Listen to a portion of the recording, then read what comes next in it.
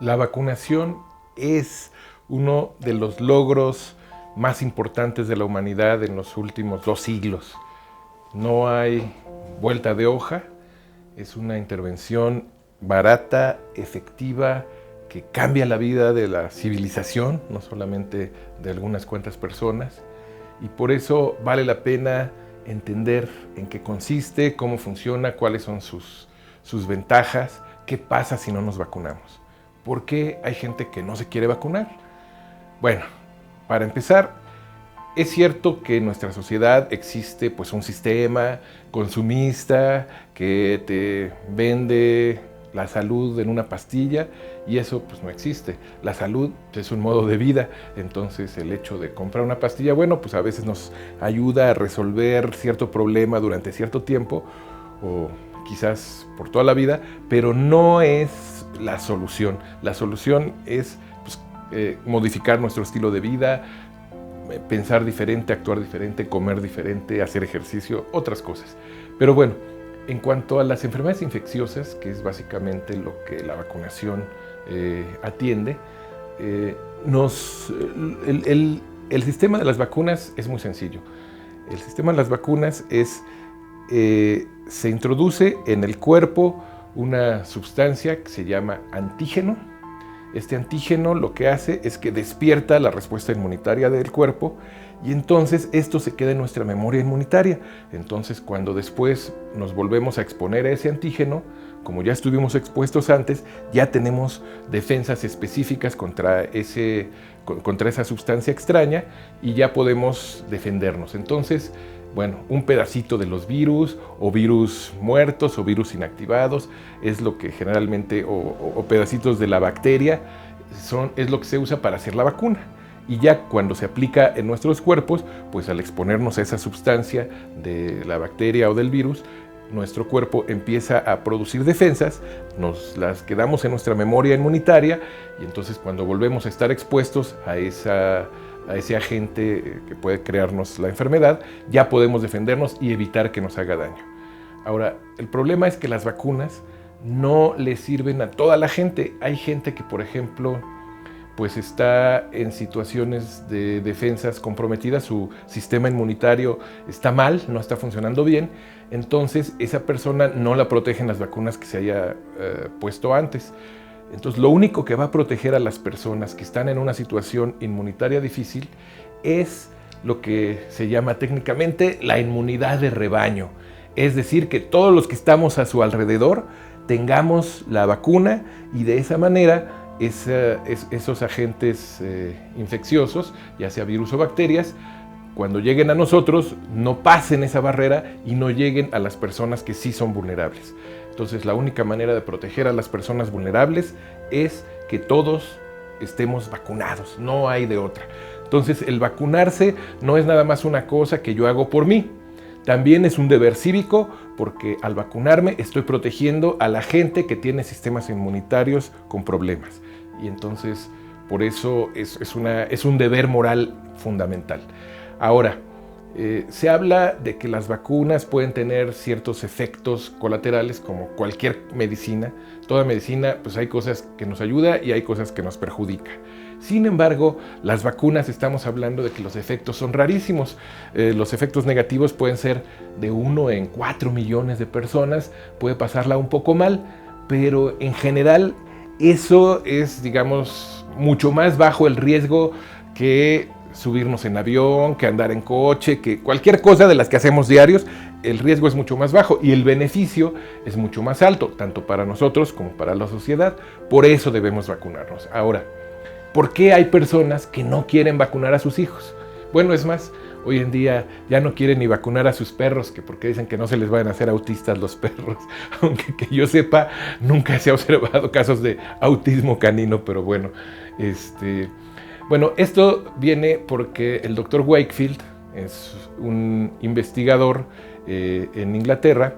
Se le ocurrió, a él le pagaban dinero los abogados que demandaban a las empresas que hacen las vacunas por los casos de supuestos daños que supuestamente producían. Entonces, bueno, en lo que sí producían o no producían, el sistema legal funciona de manera tal que si tú logras impresionar al jurado y el jurado dice, no, sí, ¿qué tal si sí lo dañaron? Entonces, pues le vas a dar varios millones a tu cliente y al mismo tiempo, pues tu comisión también va a ser bastante alta, ¿no? Son mínimo 30-40% de los millones que gana el cliente. Entonces, el Dr. Wakefield trabajaba como mercenario para este tipo de grupos, magnificando evidencias, inventando cosas que no eran, haciendo lo que se llama, bueno, escogía, digamos, información fuera de contexto y entonces la hacía parecer como que eran peligros de la vacuna, cosas que no lo eran.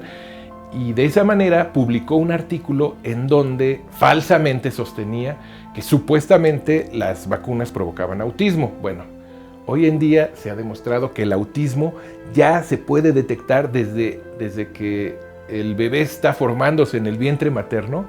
Ya se puede detectar que el cerebro ya tiene un patrón de funcionamiento autista desde que se está formando.